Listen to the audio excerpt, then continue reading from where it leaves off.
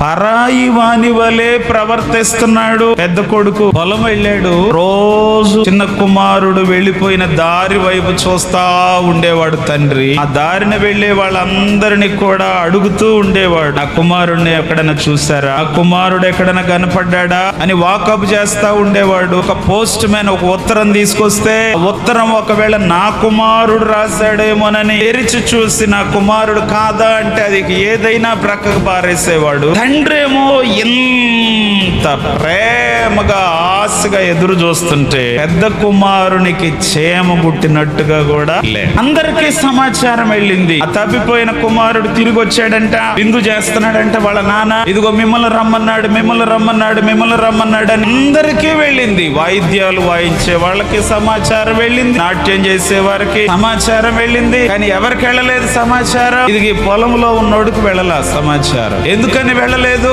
ఏనాడు కూడా తండ్రి బాధ అసలు అతనికి అర్థం కాల. సాయంత్రానికి పొలము నుండి వస్తే వాయిద్యాలు వినపడుతున్నాయి, నాట్యం కనపడతా ఉంది, వేడుక కనపడుతుంది. వెంటనే ఏమవుతాడు ఈయన? పెద్ద కొడుకు కదా, ఏం చేయాలి? అదే నువ్వైతే ఏం చేస్తావు? గబగబా లోపలికి పరిగెత్తి అసలు ఏంటిది, ఏంటి సంతోషం, ఏంటి ఆనందం అని వెంటనే ఇన్వాల్వ్ అయిపోతావు కదా. బయట ఉండి ఎవరిని అడగాలి, అసలు ఎవరిని అడగాలి? కానీ ఎవరిని అడుగుతున్నాడు? పనోడిని అడుగుతున్నాడు. అంటే ఒక దారిని పోయే పరాయి వాడిలాగా బిహేవ్ చేస్తున్నాడు తండ్రి ఎడల.